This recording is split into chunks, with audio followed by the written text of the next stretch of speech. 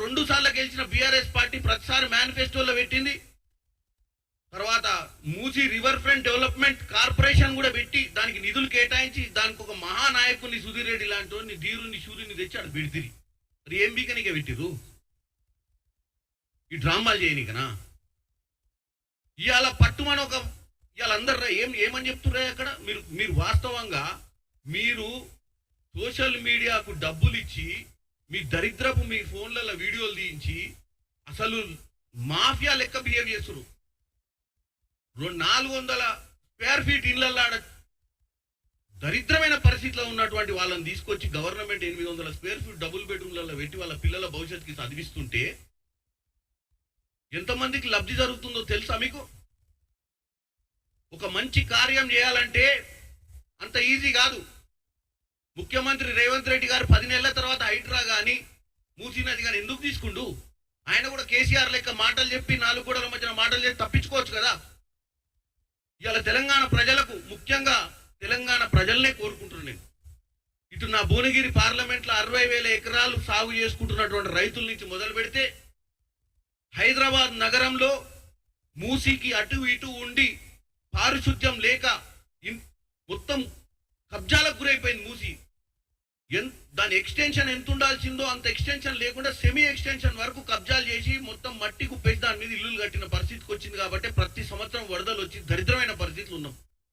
ఇలా ఎవడో చెప్తాడు రియల్ ఎస్టేట్ అంతా పడిపోయిందని. రియల్ ఎస్టేట్ పడిపోవడానికి కారణము ఈ దరిద్రులు బీఆర్ఎస్ వాళ్ళు చెబట్టి తప్పుడు ప్రచారం చేసి రియల్ ఎస్టేట్ ని పడేస్తున్నారు. రియల్ ఎస్టేట్ బాగుండాలి, హైదరాబాద్ నగరాన్ని తీర్చిదిద్దాలి, హైదరాబాద్ లేక్ సిటీగా మరొకసారి దానికి నిజాం నవాబు ఉన్నప్పుడు ఉన్నటువంటి దాని ప్రఖ్యాతిని అదే విధంగా పెంచాలన్న ఆలోచనతో రేవంత్ రెడ్డి గారు ముందు పోతూ ఇవాళ బిల్డర్లకు కానీ ఎవరికి కానీ రేపు పొద్దున సస్యశ్యామలమైన హైదరాబాద్లో వానలు వచ్చినా మునుగని హైదరాబాద్లో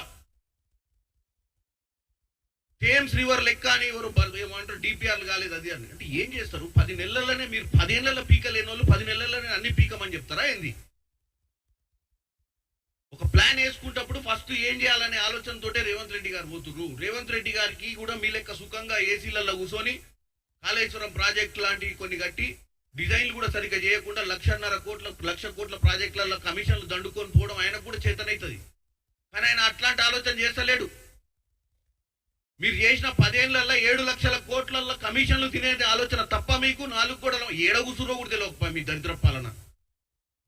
నా సెక్రటేరియట్లో కూర్చోకపోతుంది, నా ప్రగతి భవన్లో కూర్చోకపోతుంది, ఫామ్ హౌస్ లో వండుకొని పరిపాలించిన కేసీఆర్ ప్రభుత్వానికి 24 గంటలు పనిచేసే కాంగ్రెస్ ప్రభుత్వానికి పోలికెక్కడుంది? అవసరమేముంది మాకు?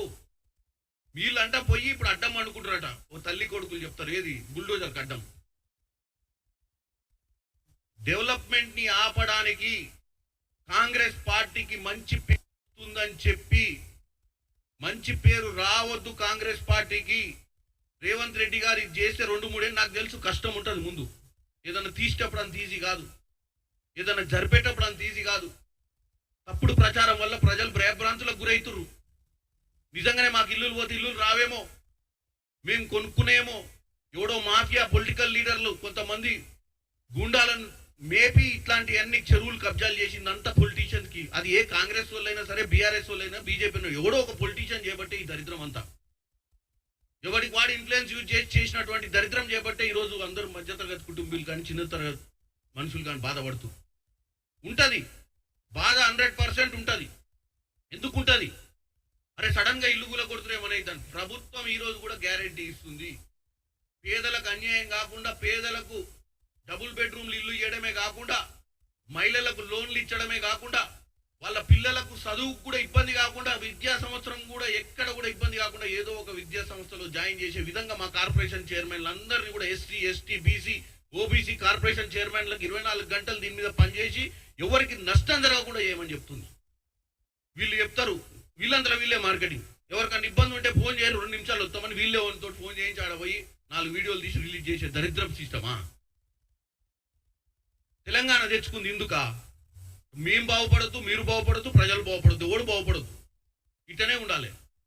మీరు 10 ఏళ్లలో ఏం బీకలేదు, వచ్చి 10 నెలల్లో ఏదో చేస్తా అనుకుంటున్న రేవంత్ రెడ్డి గారిని హైదరాబాద్ నగర ప్రజల ముందు ఈరోజు హైడ్రాన్ కానీ, మూసీ మూసి ప్రక్షాళనను కానీ మీరు తప్పుడుగా చూపించే విధానం కేవలం ప్రజలకు హైదరాబాద్ సిటీకే నష్టము. అంటే ప్రతి సంవత్సరం వరదలు వచ్చినప్పుడల్లా నీళ్ళల్లో మునిగి పడవలలో తిరుగుదామా చెప్పుర్రి.